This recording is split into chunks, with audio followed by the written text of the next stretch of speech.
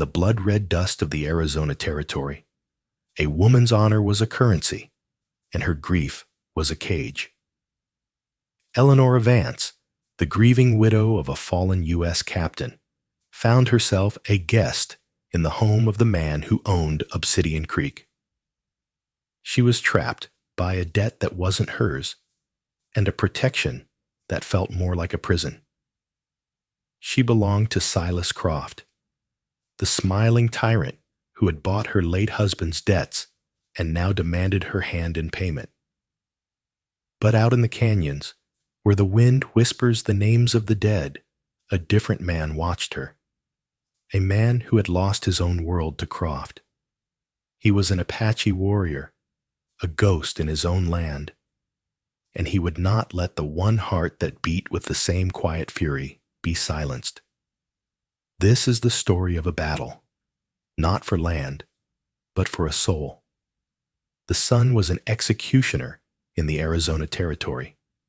It bleached the very memory of green from the land, leaving only baked earth, skeletal saguaros, and the shimmering promise of heat stroke. In the center of this desolation, the town of Obsidian Creek existed as an act of sheer, stubborn will. Its lifeblood wasn't the trickle of muddy water in the creek bed, but the silver mine to the north and the sprawling, powerful ranch to the east. Both belonged to Silas Croft, and so, in a way, did Eleanor Vance. Eleanor stood on the veranda of Croft's imposing ranch house, a 2-story monument of painted wood that looked offensively opulent against the gritty backdrop. She was dressed in a modest, dark gray dress. The period of deep mourning had passed, as Silas had informed her, but she refused to wear the bright colors he'd had sent in from St. Louis. She was a woman of quiet, defiant beauty, with eyes that had seen too much, and a stillness that was often mistaken for frailty. It was not frailty.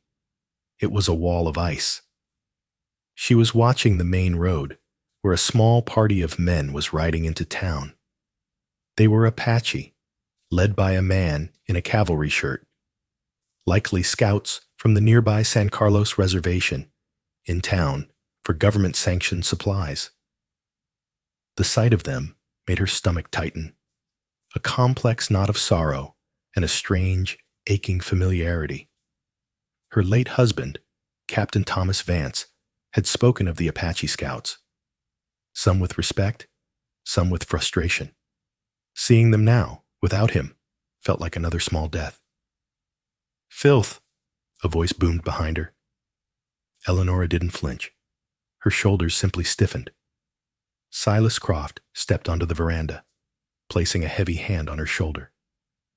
He was a big man, not with fat, but with the hard-packed density of a bull.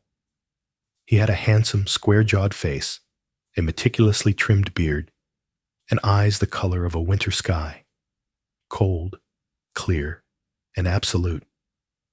"They shouldn't be allowed inside the town limits, not without an escort," Croft continued, his thumb rubbing a small circle on her shoulder blade. It was meant to be comforting, but it felt like he was testing the quality of his purchase. "It spooks the womenfolk, especially a woman in your delicate position." "They seem to be keeping to themselves, Silas," Eleanor said, her voice quiet but firm. "It's the principle, my dear." He smiled, a flash of white teeth. "Order. That's what we've built here. That's what protects you." He leaned in, his voice dropping to a proprietary whisper. "It's what keeps you safe, now that you're alone." Eleanor looked down at his hand on her. Alone. She was here because, after her husband's death, Silas Croft had emerged as his sole creditor. Captain Vance, a good man but a secret gambler, had apparently accrued massive debts. Croft had generously paid them, saving the Vance name from disgrace. In return, the widow, with no family and no money, was now his ward, his guest, and, as he'd made clear just last week, his fiancée. The wedding was in 3 weeks. It was a trade, a life for a ledger book. Croft followed her gaze to the Apache riders. The one in the lead, the one who wore the cavalry shirt but sat his horse with a stillness that was anything but military, paused. He looked toward the ranch house. It was too far to see details, but Eleonora felt the weight of his gaze, a physical pressure. He wasn't looking at the house. He was looking at her. "Come inside, Eleonora," Silas said, his grip tightening. "The dust is soiling your dress. We have the reception to plan." Later that afternoon, Silas insisted on showing her the new carriage horses.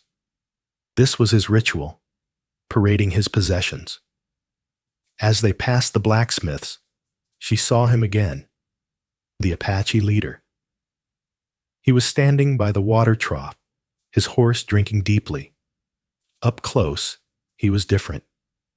He wasn't the wild caricature from the dime novels. His face was stark, carved from the same red rock as the canyons, but his eyes were sharp and unnervingly intelligent. He was negotiating with the blacksmith, Jedediah Miller, for a new set of shoes. "I'll give you $2 silver, no more," Jedediah grumbled, spitting tobacco juice. "The army voucher ain't worth the paper it's printed on." "The voucher is for $4, the Apache said. His voice was deep, his English perfect, carrying only the faintest melodic cadence. "The iron is worth $4. Take it or leave it, boy." "My name," the man said, his voice dropping to a dangerous quiet, "is Cale, and I am not your boy." Silas Croft, seeing the confrontation, strode forward, his spurs ringing on the hard-packed dirt. "Is there a problem here, Jedediah?"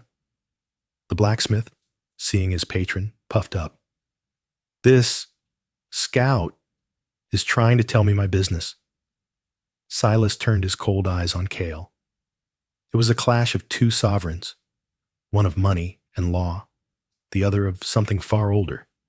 Silas appraised him, his gaze lingering on the government-issued rifle on Cale's horse. "You have your supplies," Silas said, his voice the sound of a vault door closing. "Your presence is unsettling the town. I suggest you and your men return to the reservation." Cale's gaze was unblinking. He didn't look at Silas. He looked for one brief, searing second at Eleonora. In that one look, she felt a lifetime of shame. He didn't see her with anger, or pity, or lust. He saw her with a simple, devastating recognition. He saw the cage. He saw the bars, the dark dress, the possessive hand of the man beside her. He saw her, Eleonora realized, as a fellow prisoner. Cale turned back to the blacksmith. He reached into a leather pouch at his belt and pulled out $2 silver, placing them on the anvil. "For the water," he said. Then, without another word, he mounted his horse. He gathered his men with a simple flick of his wrist, and they rode out, not in a hurry, but with a deliberate, proud pace that defied Croft's dismissal. That night, Eleonora sat in her room, brushing her hair. Silas had, as usual, locked the door from the outside. "A man must protect a grieving widow, Eleonora," he'd said, his voice slick with false concern as he turned the key. "The desert is full of snakes and savages. You're too valuable to risk." She looked at her reflection in the mirror. She saw the pale, tired face.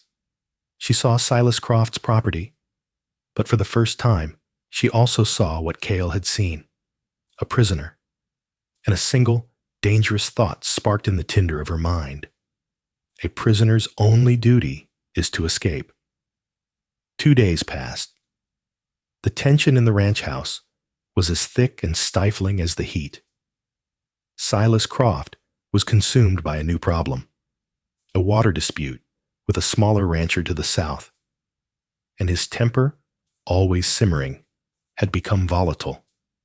He was a man who saw the world as a map of his own desires, and any spot that resisted his claim was an insult to be crushed. This distraction, however, was Eleonora's opportunity. She was not permitted to ride alone. A widow's grief makes her reckless, Silas had declared. But she was allowed to walk, for her constitution, within the ranch's perimeter. Her walks were always shadowed by the ranch foreman, the brutal and silent Amos Guthrie. But today, Silas had sent Guthrie to the southern ranch to negotiate the water dispute, which Eleonora knew meant to threaten and intimidate. She was alone. She walked out the front gate, past the line of white-painted stones that marked the safe zone. She moved south, following a dry arroyo for a mile, her heart a frantic drum against her ribs. Every shadow seemed to be Guthrie. Every gust of wind his horse. She wasn't just wandering. She was searching for a place her husband Thomas had described. He had been a surveyor before the war, and he'd mapped this territory. He'd told her of a place, a tiny secret spring, a place of peace. She found it tucked behind a curtain of sun-dried willow. It wasn't a spring, but a patch of ground, no bigger than a wagon wheel, where water wept from the red rock. It was just enough to support a cluster of ferns and a single, defiant cottonwood tree. It was an oasis of impossible green. Eleonora slid to her knees, her hands shaking, and touched the water.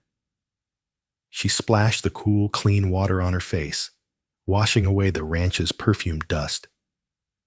She felt, for the first time in months, like a human being. "You are far from your pen." The voice came from the rocks above her. She gasped, scrambling backward, her hand flying to the small dagger she kept strapped to her calf, a habit from her army wife days.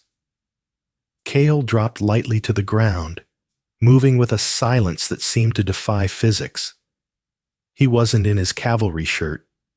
He wore buckskin leggings and a simple cotton shirt. His rifle was not in his hands. He stood 10 feet away, his arms loose. He was not a threat. He was just there. "What are you doing here?" Eleonora gasped, her hand still on the hidden knife. "You'll be killed. If Silas finds you." "This is not his land," Kyle said. He gestured to the seeping water. "This is Anna land, Apache land. This spring, it is where my grandmother told her stories." Eleonora stared at him. The man from the town, the savage, was here, speaking of his grandmother. I'm sorry," she stammered. "I didn't know. I'll leave." "You came here to drink," he said, his sharp eyes taking in her flushed face and the panic in her movements. "The water is for all, even those who wear the brand of the Nakaya, the white man." She flinched at the word brand. He'd seen it again, the invisible mark of ownership. "I am not," she began, but the words died. What was she? Not his wife. Not yet. Not his slave. Just collateral. He tilted his head. "He hurts you." It wasn't a question. It was a statement of fact. Eleanor's carefully constructed composure shattered. The isolation, the grief, the slow daily humiliation, it all rose up in her. He is a powerful man," she said, her voice trembling. He saved my husband's name. He's given me a home." "He has given you a cage and called it a home," Cale said. "He has given you chains and called them jewelry." He stepped closer, not in an aggressive way, but in a way that forced her to see him. "Your eyes. They are the same as the eagle I saw in a soldier's trap. It was alive, but it was already dead." The directness of his words stripped her bare. No one had ever spoken to her with such brutal, beautiful honesty. "Why are you here, Kyle?" she whispered. Not for water, not for stories. His face, so still, tightened. I am here to watch him. Silas? Croft. He said the name like a curse. I watch his fences. I watch his cattle. I watch the land he stole. A cold dread trickled down Eleanora's spine. Stole. He bought this land. The deeds are in his office. Kyle let out a short, harsh laugh. He bought paper from a government that stole the dirt. But this ranch, the Agua Dulce he calls it, this was the land of my people, the Choconin. He did not buy it. He took it with rifles, long before the soldiers came. Eleanora felt sick. She wanted to deny it, but she remembered the coldness in Silas's eyes, the way he looked at the world as something to be devoured. That's not possible, she said, weaker this time. Look at his foreman, Cale said, his voice a low growl. Amos Guthrie, a man with dead eyes and blood on his hands. Ask yourself, how does a man like that come to work for a respectable rancher? Before she could answer, a sound echoed down the arroyo. A whistle, not a bird. Cale's entire body went rigid. Your keeper, he hissed. Guthrie, Eleanora breathed, terror flooding her. He wasn't supposed to be. He must have come back. He follows me. Oh God. He did not see you leave? Kyle commanded. No, I thought he was gone. He will see your tracks. Kyle grabbed her arm, his grip like iron, but not cruel. He pushed her toward the rocks, away from the path she'd made. Go. Back to the house, but from the north. Act as if you were walking the perimeter. Now. He'll see your tracks. He will see what I allow him to see. Cale shoved her. Go. He'll kill you. He will try. Cale didn't run. He didn't hide. He simply turned and flowed into the rocks, disappearing like water into dry sand. Eleanora scrambled up the side of the arroyo, her lungs burning. She forced herself into a calm, steady walk, looping back toward the ranch from the north, as if she'd never strayed. She burst from a line of mesquite just as Amos Guthrie crested the ridge. He was a hulking, silent man, his face a landscape of sun-scorched leather and a thick, drooping mustache that hid his mouth. He reined in his horse, blocking her path. Ma'am, he grunted, his eyes not on her, but on the ground. He scanned the arroyo, the patch of green.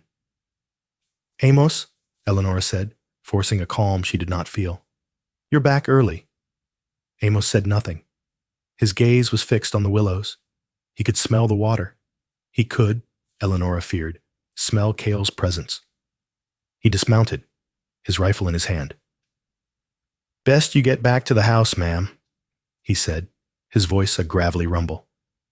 Mr. Croft's been asking for you. Of course. Eleanora started to walk past him, but hesitated.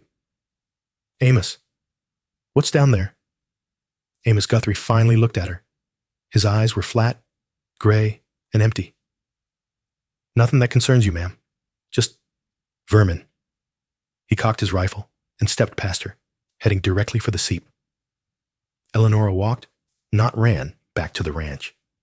The entire way, she did not hear a gunshot. And that, somehow, was even more terrifying. When Eleanora walked into the ranch house, Silas was waiting for her in the study. He was standing by his desk, idly slapping a leather riding crop against his thigh. The rhythmic thwack, thwack, thwack was the only sound besides her own breathing. You were walking a long time, Eleanora, he said. His voice was pleasant. It was the voice he used right before he lost his temper. I was enjoying the air. It's cooler today. Thwack. The crop hit his leg. You went south. I told you the south was not safe. I merely followed the perimeter. Amos is retrieving you? He's checking on something in the arroyo, she said, her voice steady. Silas smiled. It was a terrible sight. Amos doesn't check for something, my dear. He checks for trespassers. He stepped toward her. You will not be walking alone anymore. It is too dangerous. And you need to focus on our wedding. He walked her to her room. Silas, please, she said, a new cold fear replacing her panic. I am perfectly capable. Yes, you are. He opened her door. But I am a man who must protect what is his. I've sent for Mrs. Albright to come up from town. You two will finalize the arrangements for the reception. It will keep your mind occupied. He shut the door. She heard the click of the lock. She was a prisoner again, but this time the pretense was gone. Hours later, Amos Guthrie returned. Eleonora watched from her window. He and Silas met near the stables. She couldn't hear them, but she could see them. Amos was talking, gesturing south. Silas was listening, his body rigid. Then, in a sudden explosion of rage, Silas slammed his fist into the wooden railing, splintering it. Amos didn't even flinch. He just nodded and walked toward the bunkhouse. The meeting with Mrs. Prudence Albright, the town's busybody and self-appointed social queen, was a form of torture. And for the main table, Mr. Croft insists on the silver candelabra, of course, and the white roses. You'll have to have them brought in from Tucson, but for a man like Mr. Croft, the expense is nothing. Mrs. Vance, are you listening? Eleonora nodded, said, yes, that's lovely. And, of course, but her mind was in the arroyo. He didn't fire a shot. Did Amos not find him? Did he find him? And that night, sleep was impossible. The house was quiet. Silas was in his study, drinking. She could hear the clink of his glass against the whiskey bottle. The lock on her door was heavy. But Silas, in his arrogance, had forgotten one thing.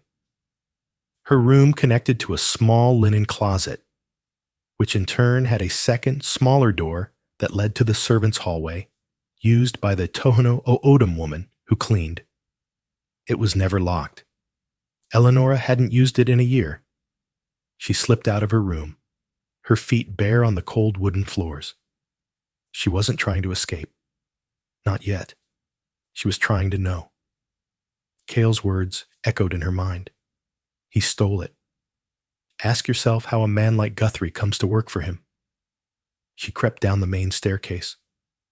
The light was on in Silas's study. The door was ajar. She heard his voice, slurred with whiskey and rage. Can't find one savage in a box canyon? What do I pay you for, Guthrie? Eleonora froze, pressing herself into the shadows of the hallway. Amos's gravelly voice replied from inside the room. He's not just a savage, boss. It's Cale, the one from the Chokonen band, the one who got away. That was 10 years ago, Silas roared, and a glass smashed. He was a child. He ain't a child no more, Amos said grimly. He knows the land. I found his tracks, clean. He was at the seep, and he was with her. A terrible silence filled the house. Eleonora felt the blood drain from her face. She, with him? Silas's voice was barely a whisper, more dangerous than any shout. They talked. Tracks were all over each other. Then he vanished. Like smoke. Left a false trail heading north, but he's smarter than that. She betrayed me. Silas sounded almost wounded. Then the tone shifted, hardening. The little widow. After everything I've done for her. After I saved her from ruin. Eleonora clamped a hand over her mouth, choking back a sob. The wedding, Silas continued, his voice cold and sober now. It's off. Eleonora's heart, paradoxically, leaped. Off? You're sending her back to the fort? Amos asked. Back? Silas laughed, a dry, ugly sound. No, the town's expecting a wedding. But things happen, especially in the desert.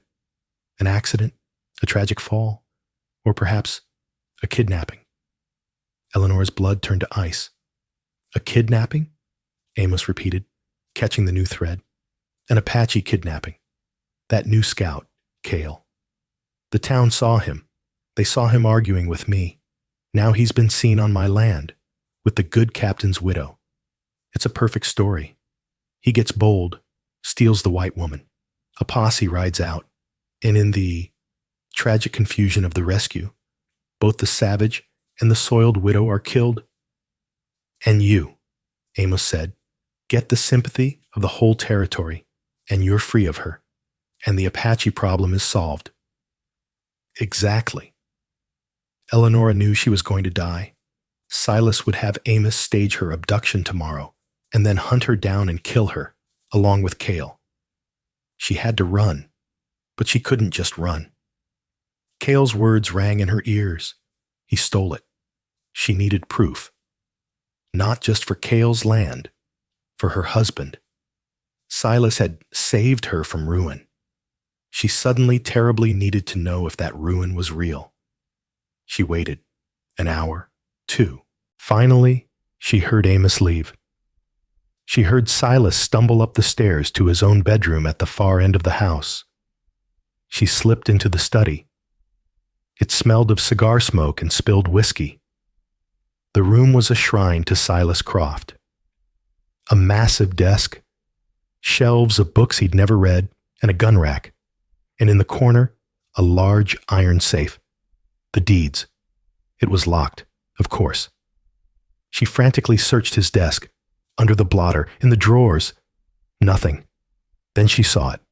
A small framed photograph of his mother, a stern-looking woman.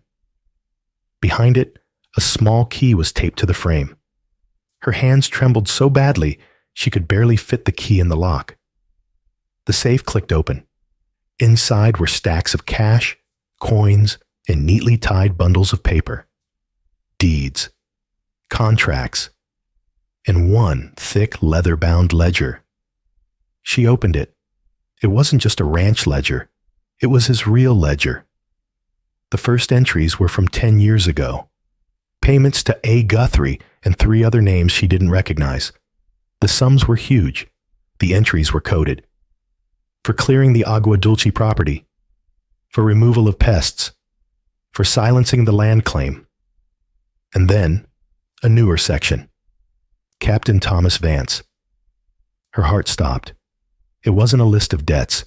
It was a list of payments. Payments to her husband. Small at first, then larger. For survey reports.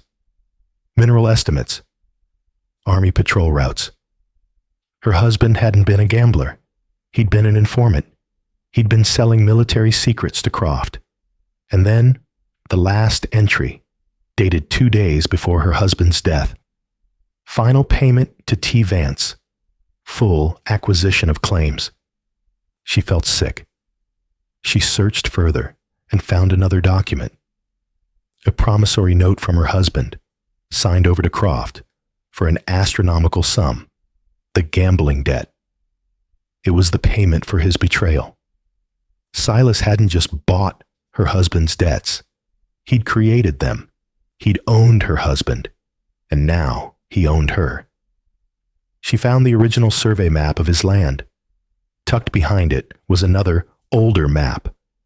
A hand-drawn map on yellowed hide. It showed the arroyos, the springs. And where Croft's ranch house now stood, there was a circle of markings. A word was written in a language she didn't know, but the translation was penned in clear English below it. Chokonin Camp. Cale was right. This was his home. A floorboard creaked upstairs. Silas was moving. Eleonora grabbed the ledger and the old map. She didn't think. She just acted. She ran from the study, not up to her room, but out the back door, into the servants' hallway, and into the unforgiving night. She didn't go to the stables. Amos, or one of his men, would be watching. She ran on foot, south, toward the creek, toward the only person in the entire territory who wouldn't try to kill her. She ran, barefoot, into the desert, clutching the proof of Silas Croft's empire, built on a foundation of murder and betrayal. The desert at night is not empty. It is a world of unseen movement, of slithers and scratches and low, hunting growls. For a woman in a cotton nightgown, it was a waking nightmare. The rocks tore at her bare feet. Every Palo Verde tree seemed to be a waiting man. Eleonora ran until her lungs burned and her legs gave way, collapsing in a heap of torn cotton and terror at the edge of the shallow creek. She had the ledger, but she was lost. She had no water, no weapon. She was going to die out here, and Silas wouldn't even have to hunt her. She sobbed, a dry, hitching sound. She had fled one monster only to be delivered to another. The wilderness. She must have been there for an hour, shaking, when a shadow detached itself from the rocks. "You are making enough noise to wake the dead," Cale's voice said, so close she nearly fainted. He was there, standing over her. Not a ghost, but solid, real. He carried his rifle and a water skin. He knows," she gasped. "He knows you were with me. He's going to kill us both. He's going to stage a kidnapping. And then, I know." His calmness was shocking. You know. I was not in the canyon when your keeper came. I was on the ridge. I heard his whistle. I watched you walk. I watched Guthrie search. I knew he would report to Croft. I knew Croft would not allow you to live, knowing you had spoken to me. You stayed?" she whispered, horrified and, in some strange way, deeply moved. "You were watching. For me." "I was watching for him," Cale corrected, though his eyes softened. "Croft is a snake. When a snake is threatened, it strikes. I knew you were the one it would strike first."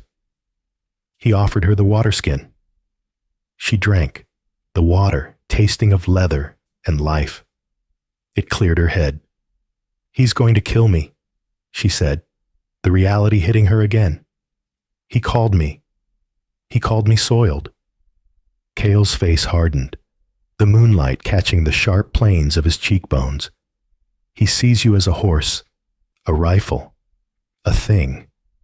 When a thing is broken, he discards it." "I have proof, Cale," she said, her voice gaining a desperate strength. She held up the ledger. "I took this. His ledger. It's all in here. The payments to Guthrie. The clearing of your land. The map. Your people's map." She paused, the next words tasting like ash. "And he owned my husband. My husband betrayed his uniform. And me. It's all in here. He didn't just buy me. He owned us both." Cale's reaction was slow, then total. He took the leather-bound book from her, as if it were a holy relic. He didn't need to read the words. He touched the old map, his fingers tracing the lines his ancestors had drawn. "This," he whispered, his voice thick. "Sheetsilkago, my grandfather's markings." He looked up from the map, and the recognition she had seen in his eyes days ago was now replaced by a burning, terrible fire. It was not just for his past. It was for her present. "He took your land," she said. "He took my life. He destroyed my husband to get to me. It's all in this book." The choice was made in that instant. It wasn't a choice she made, or one he made. It was a choice the world had made for them.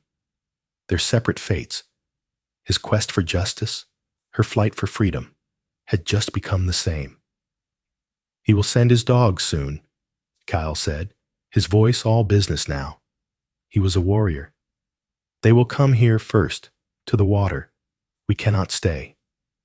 "Where can we go? Amos can track anything." "He can track a white woman in a nightgown," Cale said. He ripped a long strip of cloth from her torn hem. "He cannot track a ghost." He knelt, and began wrapping her bleeding feet in the cotton. The gesture was so practical, so impersonal, yet more intimate than any touch Silas had ever given her. We go to the Chibigan, the Dragoon Mountains. It is a fortress of stone. He will not find us there. But that's 50 miles, across the desert. Yes. He stood up, pulling her to her feet. And we must be 10 miles away by sunrise. They will ride. We will walk. Walk? Horses leave a trail a blind man can follow. We will walk on the rock, in the water. We will be the wind. He looked at her, and for the first time, he offered a grim, fractional smile. You wanted to be free of your cage. This is what it costs. Eleanor looked back toward the glittering lights of the Croft Ranch, a place that had been her entire world, her prison.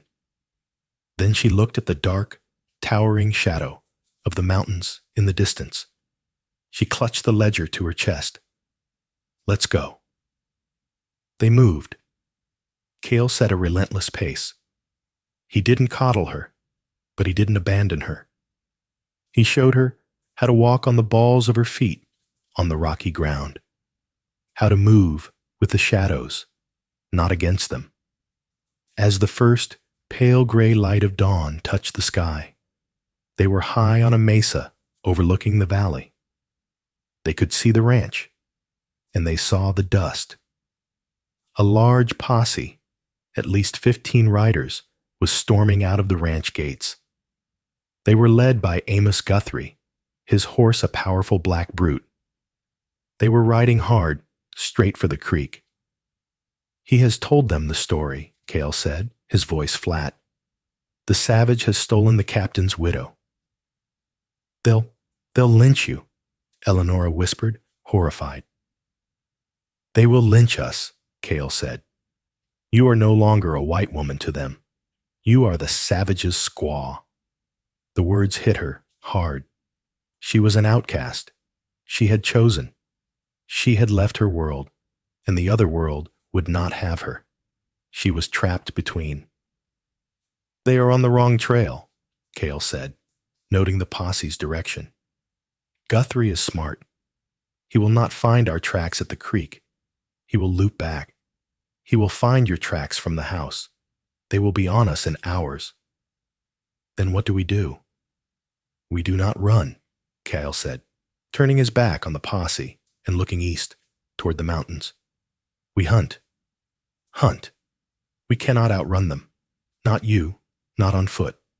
We must go where they cannot follow, or where they will be afraid to. But first, you need water, and you need shoes. He pointed to a small, distant plume of smoke, miles to the south, away from the posse's route. What is that?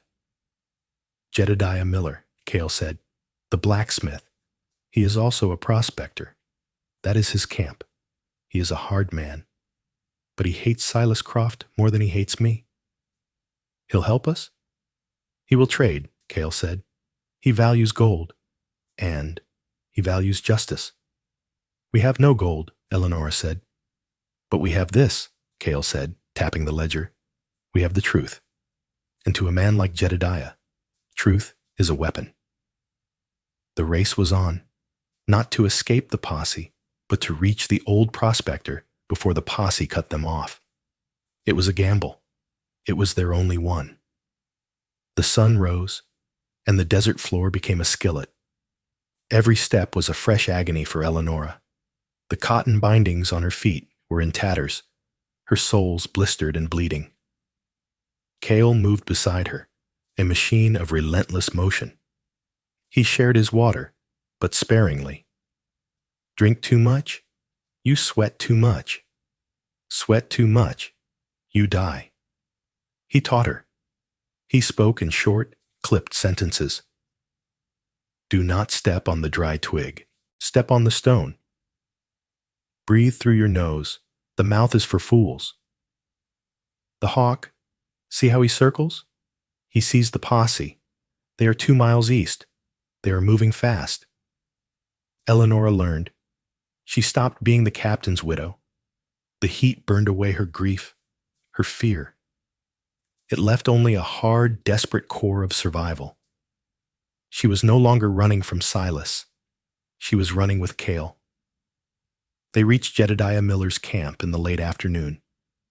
It was a miserable lean-to of canvas and scavenged wood, tucked into a cleft of rock near a dry well he was redigging. Jedediah, a gnarled man who looked like he'd been carved from a piece of driftwood, saw them coming. He leveled a massive, rusted shotgun at them. "That's far enough, Cale," he rasped, his voice like gravel. "I got no quarrel with you, but I ain't getting in the middle of this. The whole damn territory's looking for you, and for her." "We are not looking for a fight, old man," Cale said, holding his hands up, away from his rifle. "We are looking for a trade. I got nothing you want, and you got nothing I want." "Not even justice?" Eleonora said, stepping forward.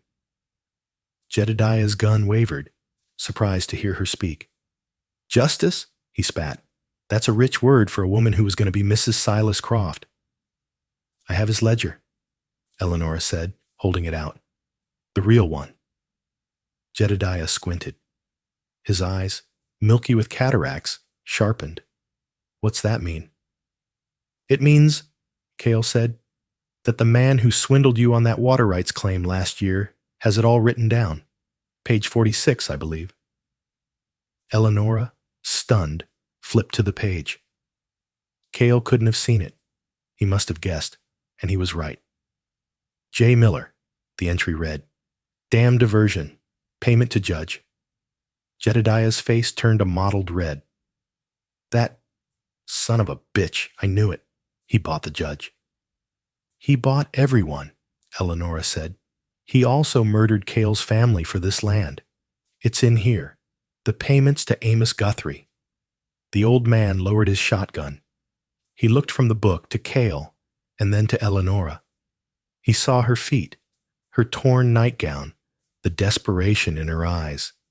He was a cynic, a man broken by the frontier, but he was not a monster. "He's hunting you," Jedediah stated. "With 15 men," Cale confirmed. "They think I kidnapped her. They will be here in an hour. They are following her tracks from the ranch." "And what do you want from me?" Jedediah asked. "Your mule," Cale said. "Boots for the woman. A rifle. And all the water you have." Jedediah looked at his mule, a scrawny, stubborn creature. "You're asking for my life, boy." "We are offering you Crofts," Cale countered. He tore page 46 from the ledger and handed it to the prospector. "When the time comes, this is your proof. Show it to the marshal in Tucson, not the one here, the territorial marshal, Elias Thorne." Jedediah clutched the paper. He looked at the dust cloud, now visible to the south. He made his choice. "In the tent," he growled. "My dead wife's old boots. They're probably rotten. Water's in the barrel. Take it. The rifle's a Spencer. It kicks like hell, but it shoots straight." "We have no money to," Eleonora began. "Shut up, girl," Jedediah said. "Just get him. Get that bastard Croft. For me. For the valley."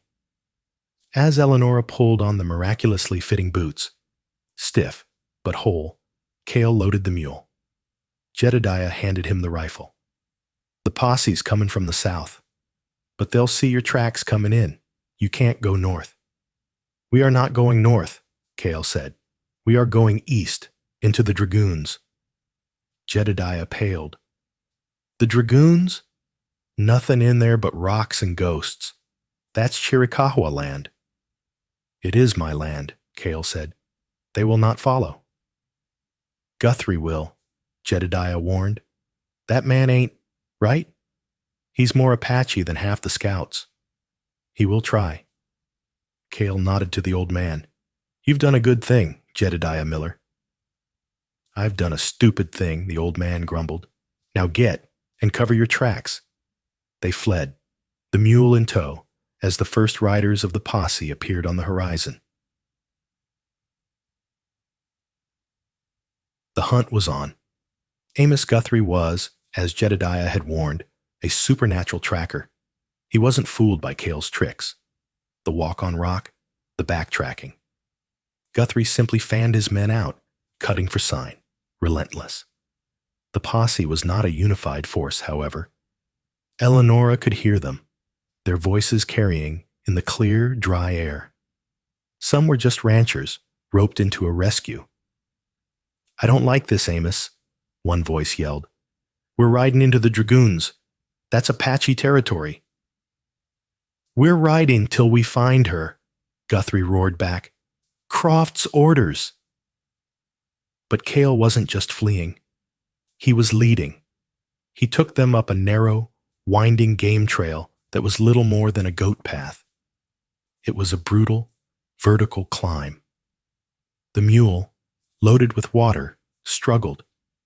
"We have to go faster," Eleonora urged, looking back. "No," Kyle said. "We go slower, and we wait."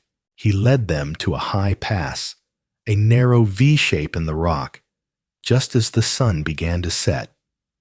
The sky was a blaze of orange and purple. "They will have to come through here," Cale said, "one at a time. They will not risk it in the dark. They will camp at the base of the trail." "So, we're trapped?" "We are the trap." Cale positioned her and the mule behind a fortress of boulders. He handed her the new rifle. "Do you know how to use this?" "My husband taught me," she said, her voice shaking. "A little."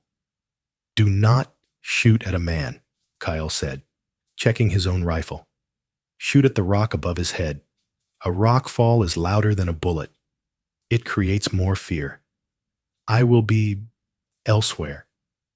"Where are you going?" Cale just smiled, a flash of teeth in the twilight. "Hunting." Eleonora waited. The hours ticked by. The moon rose, bathing the canyon in pale, ghostly light. She was alone. She was terrified, but she was also angry. She clutched the Spencer rifle. She thought of Silas, of his cold eyes and his ledger. Then she heard it, a single guttural scream from the camp below, followed by shouting, then panic. "He's in the camp! The horses! He's cut the horses loose! Fire! The supply wagon is on fire!" A single shot rang out. Then another. Then chaos. Cale had not attacked the men. He had attacked their mobility. He had slipped into their camp like a ghost, sent their horses scattering into the canyons, and set their supplies ablaze. He had stranded them. Eleonora watched, breathless, as men ran in panic. Guthrie was roaring, trying to restore order, but it was useless. Then she saw a shadow emerge from the smoke. It was Cale, running up the trail, back toward her. But he wasn't alone. Two of Guthrie's men, ignoring the chaos, were right behind him, firing as they ran. "Cale!" she screamed. Cale dived behind a rock, returning fire. The men were pinned, but they were advancing. "Eleonora!" Cale yelled. "The rock! To their left!" Eleonora saw it. A dark, unstable-looking overhang of shale right above the two shooters. She rested the Spencer on the boulder, took aim, and fired. The shot was high. "Again!" Cale yelled. She fired again. The bullet pinged off the rock, and a second later, a small cascade of stones fell. It was enough. The men, seeing the instability, yelled and scrambled for cover. It gave Cale the second he needed. He burst from his position, ran the last 20 yards, and leaped into the boulders beside her. He was breathing hard, a small graze on his arm. "You shoot." "Well enough," he panted. "They're trapped," Eleonora said, watching the chaos below. The posse was broken. "Guthrie is not," Cale said, reloading. "He is not with them." Eleonora scanned the trail below. He was right. The foreman was gone. "He knows this land," Cale said, his voice grim. He's not following. He's circling. He is going to cut us off. The hunt is not over. It has just begun. Amos Guthrie was not like the other men. He was not a rancher or a townsman. He was, as Jedediah had hinted, something else. He was a tracker, a killer, a man who found a home in the brutal logic of the desert. And he was not loyal to Silas Croft. He was loyal to the money Croft paid him. He knew Cale. He had been one of the men who had cleared the Agua Dulce 10 years ago. He was the one who had let the boy, Cale, escape, thinking a child was no threat. It was a mistake he had been itching to correct. While the posse panicked, Guthrie took his horse, his canteen, and a sack of ammunition and slipped away. He knew a back route, an old miner's trail that would put him above the high pass. He wasn't hunting Cale. He was ambushing him. Cale and Eleonora pushed the mule through the night. The terrain was hellish, a maze of boulders and steep drop-offs.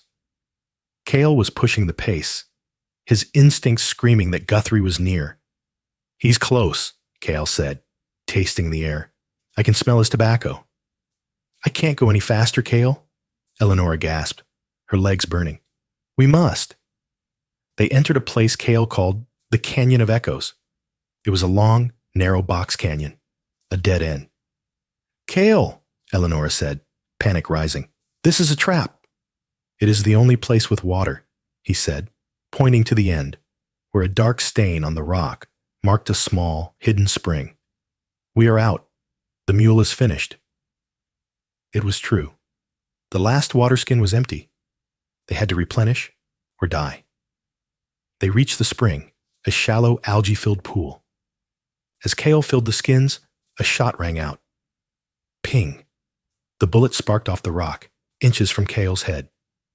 Get down! Cale yelled, shoving Eleonora behind a low ledge. Well, well, boy, a voice echoed from the canyon rim above them. It was Amos Guthrie. He was at least 400 yards up, perched like a vulture. You should have kept running. Cale pulled his rifle, but Guthrie was too high, his cover too good. You're just like your daddy, Guthrie mocked, his voice bouncing off the walls. Knew how to run. Didn't know how to hide. Guthrie! Eleonora screamed, her voice surprisingly strong. It's over. We have the ledger. We know what you did.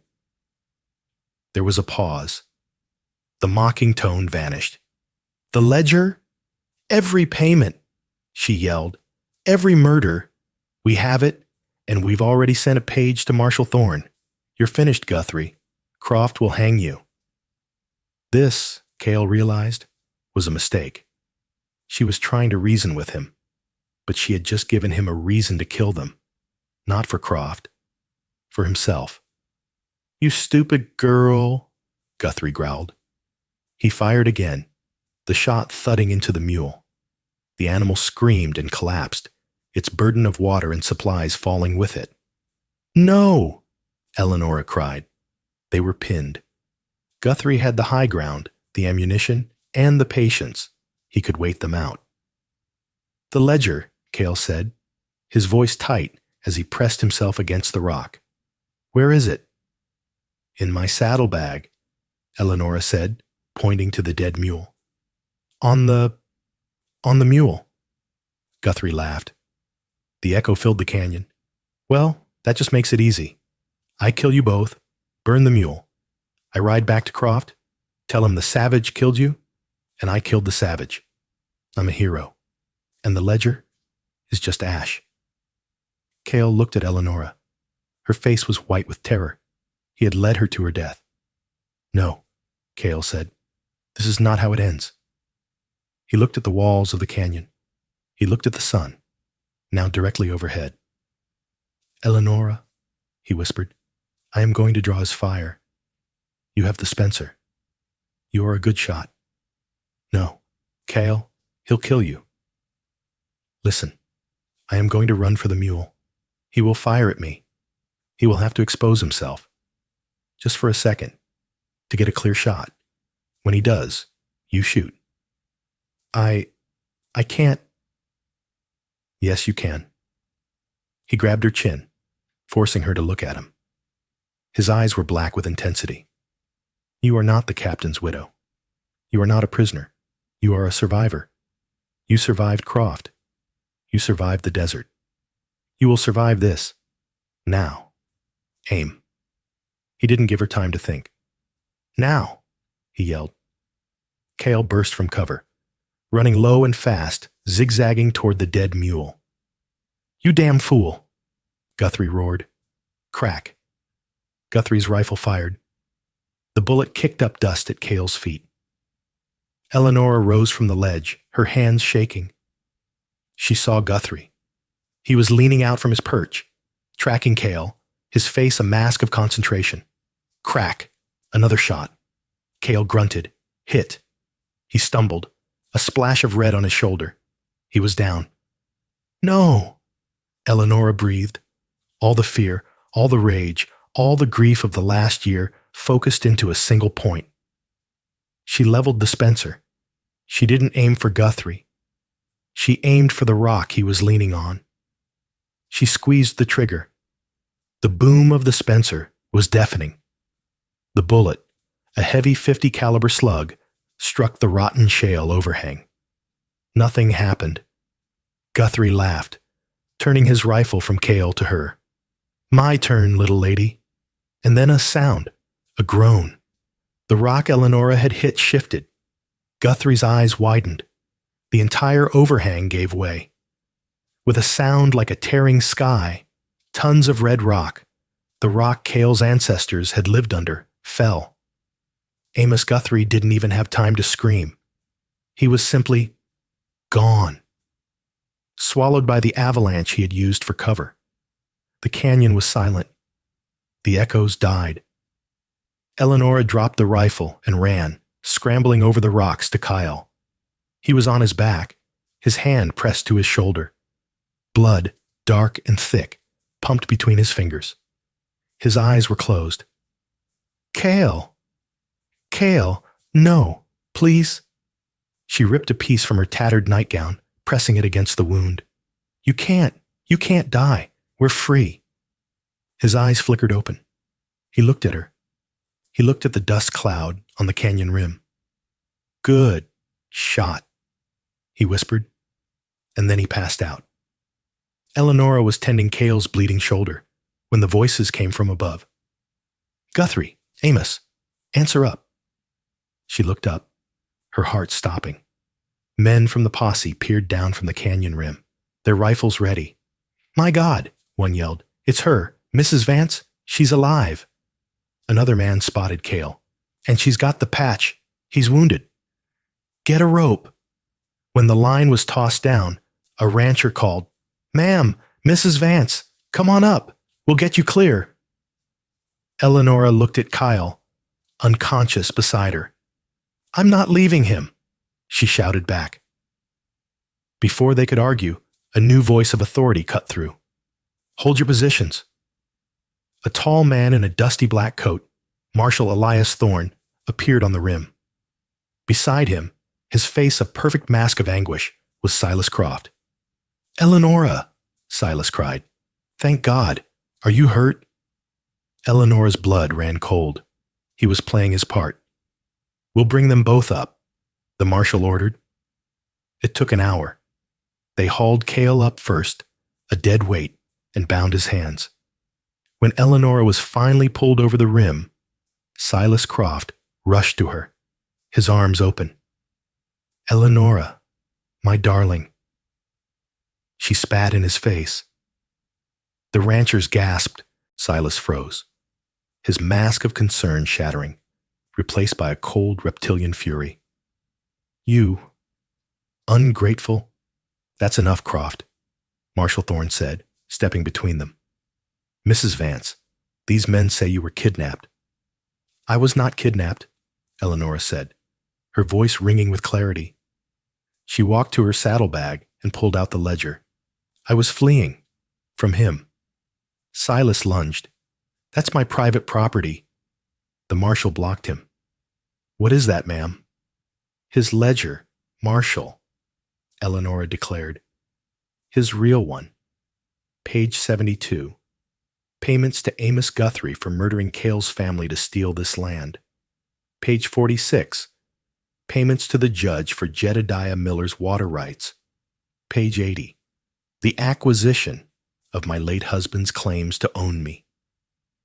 The posse's allegiance visibly shifted, their suspicion turning to disgust. "Where is Guthrie?" the marshal asked, his hand on his gun. "At the bottom of the canyon," Eleanora said. "He tried to kill us to bury this book." Silas was trapped.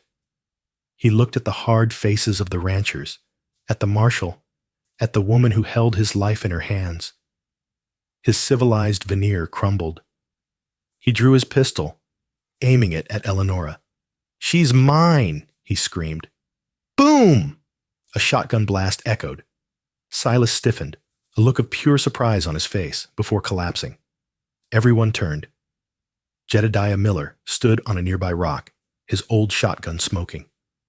He was trying to shoot the lady," the old man rasped. Marshal Thorne surveyed the scene. He looked at the ledger, at Croft's body, and at the exhausted posse. "Well," he said, holstering his own pistol, "it seems Mr. Croft, in his grief, took his own life. A tragic accident." He walked to Cale.